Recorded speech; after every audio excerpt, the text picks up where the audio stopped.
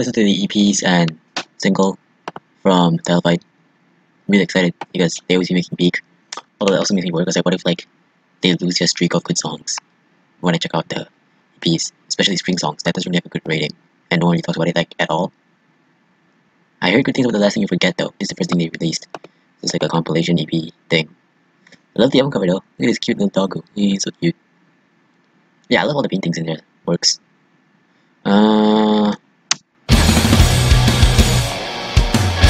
Symmetry. This is already very nice. Whoa. Whoa. Whoa. The duality of like their voices together. That's so cool. Symmetry is a very nice intro to the EP compilation thing.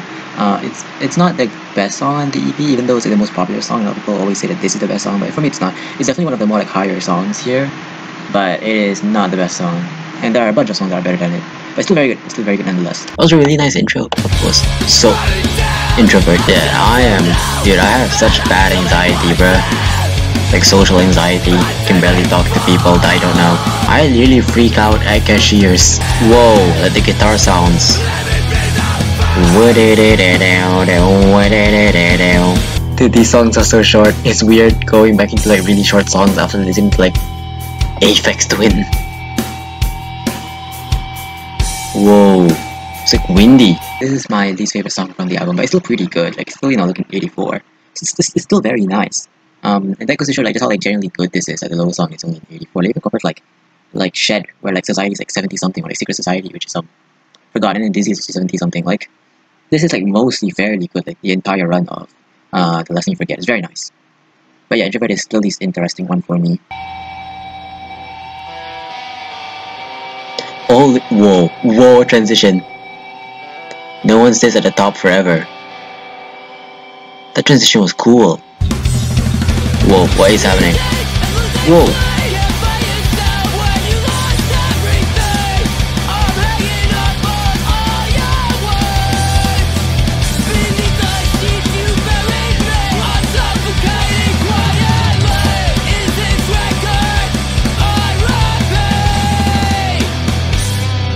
That was cool, like the back and forth for a bit. I recently found out, I watched a Shed documentary. I found out that like Jamie also does screaming vocals. I did not know he also does screaming vocals. I thought Ned did all of it. No one stays at the top forever. You gotta come down at some point. I don't know. But yeah, it's a very cool song. I love the way it transitioned from Introvert. And I love how it like switches up beat. Like they do that a lot where like the tempo like just suddenly changes out of nowhere. Yeah, I love the back and forth stuff. That happens a lot throughout this album. I wish they did that more in the other album. The only time we ever saw that really like noticeably was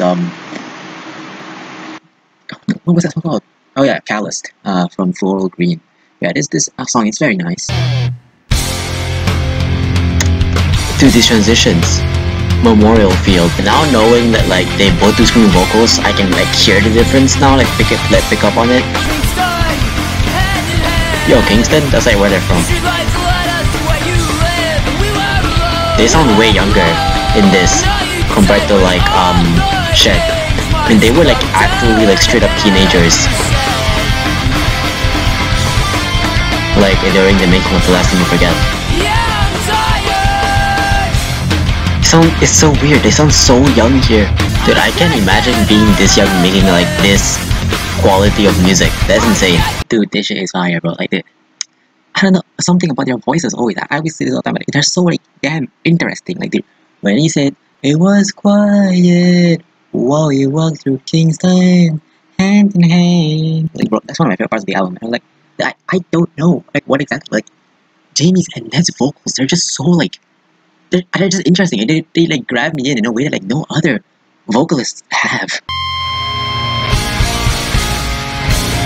Whoa, loud and clear. That's a lot of transitions in this compilation. Even though it's a compilation and not an album, this sounds very nice.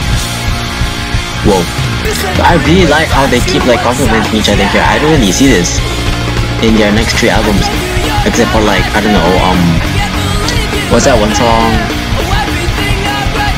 It's called. It's in Floral Green. Calloused. Yeah, I was thinking of Calloused. Also, I just found out that Ned plays the bass. You don't really get much like bass singers that much. Usually bass is like that one guy people forget. They're so like distant, their vocals. Reminds me of Rose of Sharon a bit. Dude, this is awesome. Whoa. Whoa. I thought it died.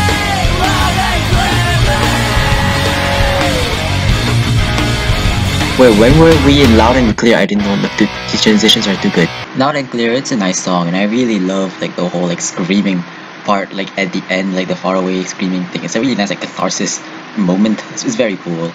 Youreyeah.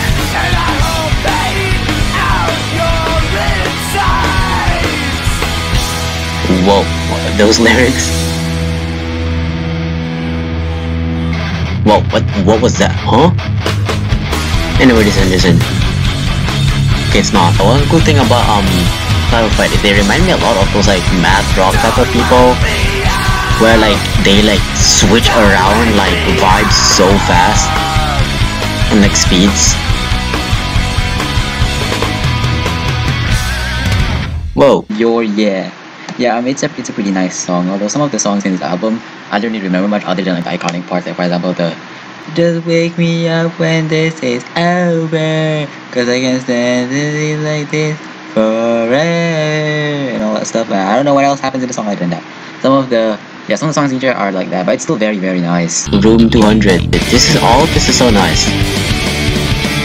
This feels like you're in like a movie or something. Like those like motivational stuff.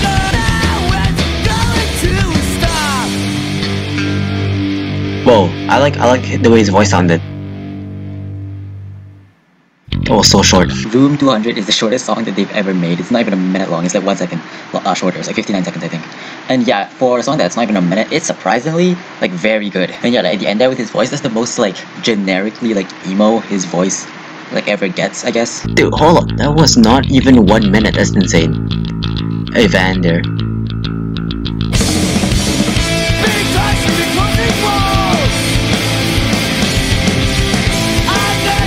Oh my god, that guitar. Oh my god, that sounds so good. Whoa.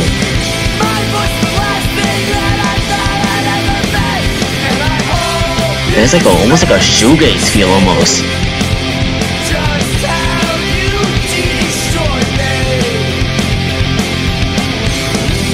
Guys, man, I noticed about this EP. It has like a almost like weirdly like poppy feel to it. Like those like mainstream like rock stuff.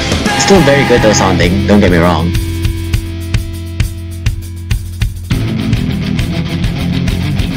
Whoa!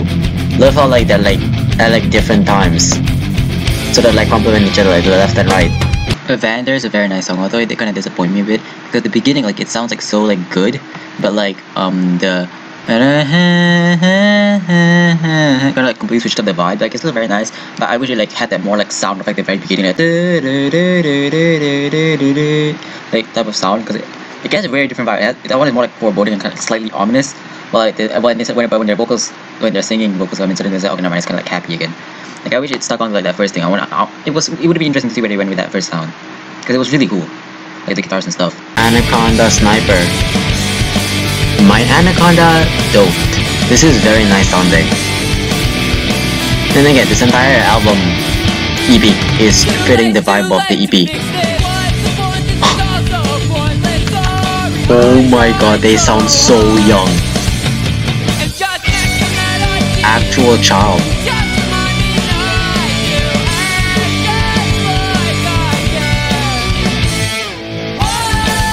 Whoa, that was awesome. Man, this is like the rocket I'm seeing right now in the cover. We're blasting off into space. Yeah, the whole vibe of this piece is like so like nice and like uplifting. I don't know what the lyrics are saying, maybe really bad, but like the vibe though, the vibes are up. The vibes are indeed going up. Whoa, that vibe change was insane.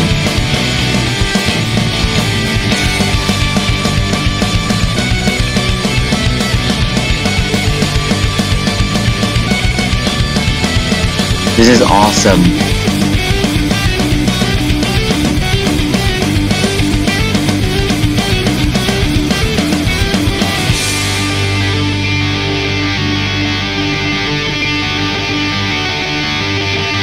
I can't believe a sniper that shoots. So you're telling me an Anaconda can use a sniper? That was awesome. Anaconda Sniper is one of the 3 big songs that I kept hearing about before like I knew, you know, the last thing you forget. I always kept seeing Anaconda Sniper pop up a lot. And for good reason too, this is a very nice song. Like, whoa, and it feels like complete, while like the others, it can be like just a little too short. This is I think a bit more longer than the others. Yeah, it's a very nice song, and whoa, it is quite a shock at first. Getting used to them, like hearing them like being so young, because I'm more used to like their older voices. But it's, you know, it's very nice, and this song is definitely a highlight. It's a very nice song. Goldwaite, yeah, but just all of their songs, even like the not that great ones, like Society, just has such a nice guitar tone.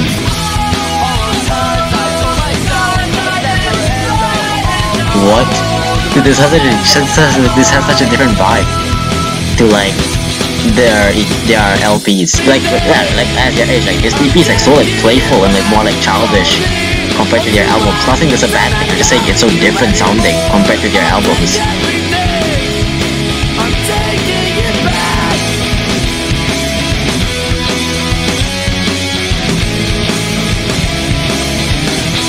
Holy shit, that guitar.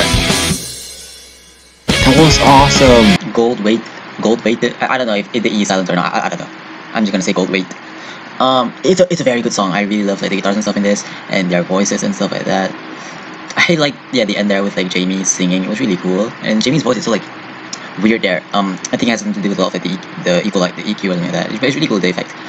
And I don't like switching up lyrics. I kind of like the mysticalness of it. But if the lyrics are what I think they are, then this kind of hits hard. Neck deep. Again, no time to rest. Constant energy.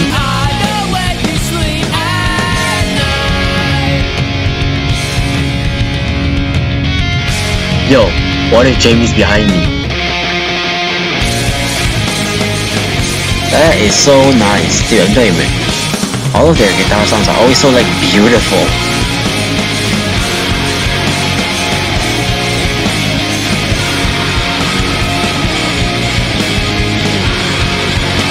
Oh my god.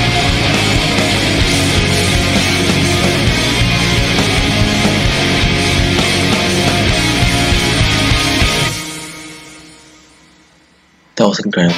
Neck Deep is an awesome song. I do not endorse doxing. Do not dox people. But yeah, it's a very cool song. I really love their back and forth. I really wish they did it more. I really like the way their voices do so. I wish okay. They probably do it a lot, I just don't notice it. For example, I think that the Coxton Yard had a lot of in-between until like way later. So they probably do have a lot of in-between. I just in-between, wait a minute. In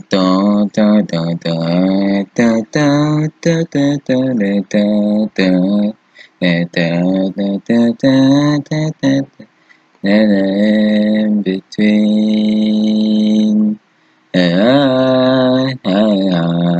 Western Haikus, which is their most popular song from this EP, I think.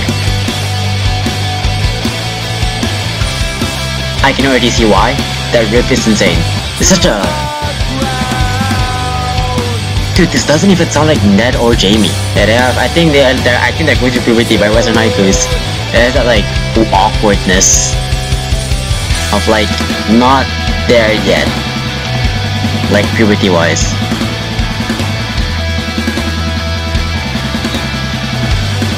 The drumming, yeah, Western Haikus has a much more like album sounding sound. It's much more like sad sounding, because like all the rest of the songs were sounded so happy. It was like more of the like kind of like sadness to it, kind of like with shed. If you guys don't know what the big trees, I'm about Symmetry, Anaconda Sniper, and Western Haikus. Those are the big trees from this compilation. And Western Haikus is the best one. Western Haikus is not the most popular one. It's Symmetry, unfortunately. I mean, Symmetry is pretty good song, but Western Haikus is like, yo, that's kind of peak, not gonna lie. Western Haikus is probably my second favorite song, right under Where Am I? Like, the only reason why it's not above is because the Western Haikus is just way too short. At least Where Am I is more like fully fleshed out like a proper song. Western Haikus too, I wish that now hide me out far away was longer instead of just like you know, there for like 10 seconds. Like they I wish Upper lasted so much longer, dude. That's actually like one of my favorite parts to ever happen in general of tell you man, Title Fight has like amazing songs with absolutely spectacular like 10 seconds in those songs. Like that's just the thing that they do, but it's still that's why like title fight, like I feel like so cherished even more. They're so short. Yeah, Western Haikus is an amazing song. It's an amazing closer. It's just so amazing. I love the sound of the guitar in Western Haikus and their voices. It's so nice. Oh my god! Oh my god! Oh my god! I think unironically, I think nah, it's not better than shit. But whoa, Kelsey Girl, this is for sure going to be like probably a 90. But like, oh my god, I can't believe my mind just like experienced that. That was actually like, oh my god, I'm like about to tear up. I'm like, I can't believe it, bro. They did it. They did it. All of the albums, there were always one track that was like kind of like with Society, Secret Society, and what is it called? Dizzy. Dizzy is the worst track that they've ever made. It's still okay though, but like, whoa, there was no bad tracks, and there was no breaks even. Like at least I had like some like chill parts. There was literally constant like energy. I'm like, I was like shaking up the entire like 24 minutes of it. That is insane. I can't believe that just happened. Whoa. Also, my favorite artwork. I'm not sure if it's gonna be better than shit probably, but like I mean, I love me some nature, you know. Okay, 26 minutes, but like, yeah, the other 26 minutes, I was like, oh my god, the concept that was incredible, dude. That was amazing. Holy shit, that was so good. This was more poppy than I expected, leaning more into pop punk than their usual post-hardcore stuff. It fits nicely as combined with their much younger vocals. The EP feels like a bunch of young teens having fun. Every song is amazing, keeping the energy through the entire run, even more so than shit. It did take some time to probably like this album, as some parts they feel kinda corny as I don't really like pop punk, but it holds up well and it's different enough from the usual pop punk for me to like it. Face Ghost by Title Fight. I think it's a cover of, I just recently found out it's a cover of Touch Amore. I think that they're another post-hardcore band, I'm not too sure, I've never heard anything from them. Never heard Face Ghost either. Also, I'm probably pronouncing it wrong. Touch Amore. This is the only single. I think they have had singles of like their other stuff, but it's not on Spotify. So I don't consider it canon that much. As in like, I'm not gonna go out of my way to find it. Whoa.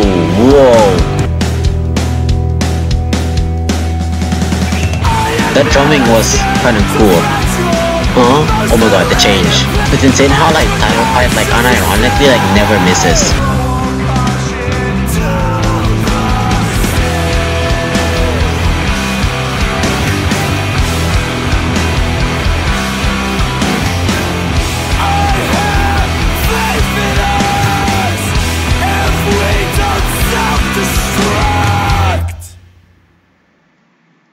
Again, one thing about Title Fight songs is that why are they so short? Please, be like 2 minutes longer. I mean, this probably might actually be a bad thing. But like, because the shortness might actually be what rather than enjoyment is they're so like brief.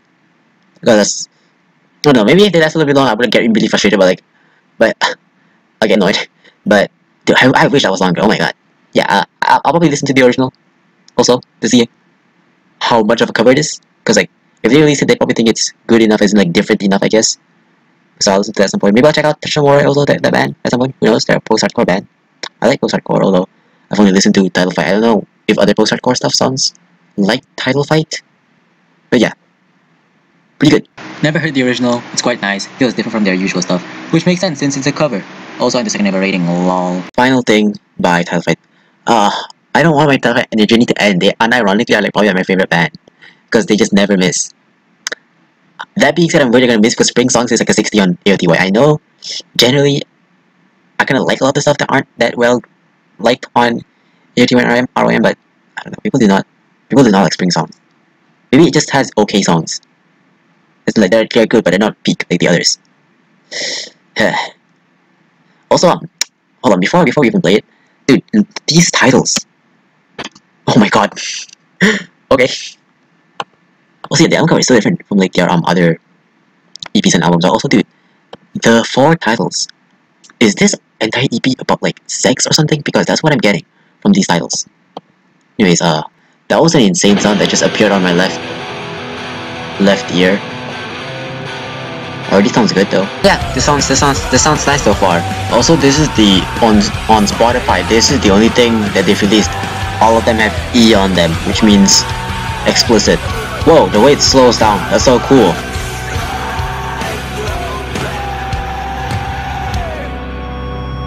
Oh, putting in a drop. Instead of just like turning to like noise, like feedback. Blush is a great opener to Spring song. It's the most energetic song here, and other than like the beginning, I used to think that was kind of like repetitive and not really going anywhere. But like when now I just like don't focus on the lyrics and stuff. I just focus on like the guitars and stuff. There's like quite a lot going on actually. Like it's really nice and cool. Like it's a very nice song. I love it as an opener. It's just and it's like it even like hooks you in. Be a toy. Okay, so that was the transition. Oh, Jamie. Whoa, that guitar. Also, this is like such a different vibe. That's like a way more like chill and like not as like bright. It's way more like muddy and like noisy. Compared to like they're like very like their guitar of like The Last Thing You Forget and shit. I like this one.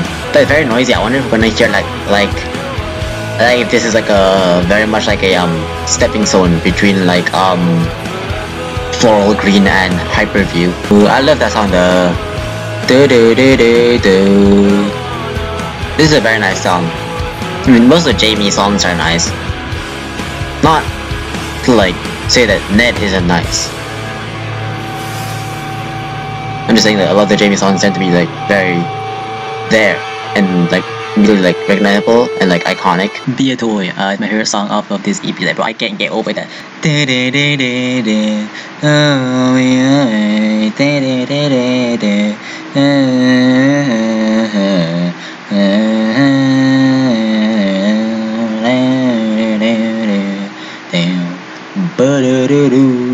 Like it's just so nice. I love that song, and I love how like, there's just so much like droning and feedbacking like noise of like guitars all over this song. It's such a cool song. I love it so much, and yeah, that's such a groovy like dancey like vibe.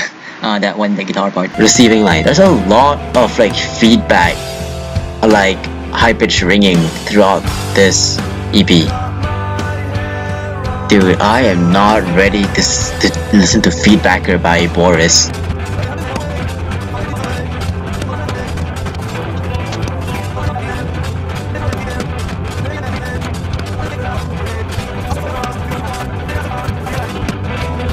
It's a very chill song. And I'm starting to see why this is their least liked thing. Nothing has really been sticking out that much. I kinda already forgot what Blush and Be a Toy sounds like. Like, Be a Toy sounded nice, I think, when I liked it just now. But I can't recall anything anymore. That was nice. I like the ending, like the ending part with like his lyrics. That was really cool. Like his voice. It clicked in and there is no way that's what it sounds like. This MP3 sucks, bro. Receiving Line is a pretty nice song. It's like somewhere between like Dizzy and Murder Your Memory. And also like Rashid, like Shadella. Usually the songs that you like in the album are songs that you do not even remember existed until you listen to the album again. And like, oh yeah, this thing.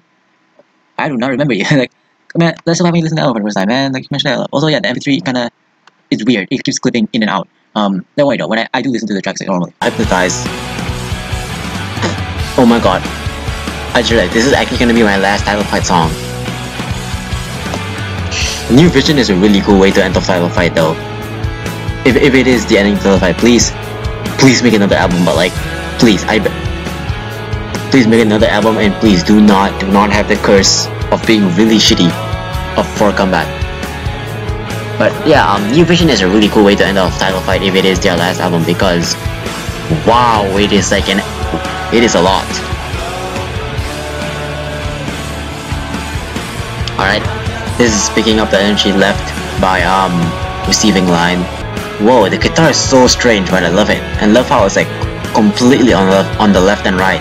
But yeah, all of these songs don't really sound that nice. The mixing is like weird.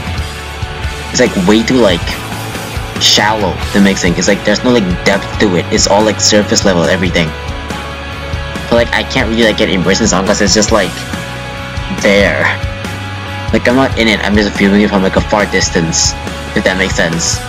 Like the mixing,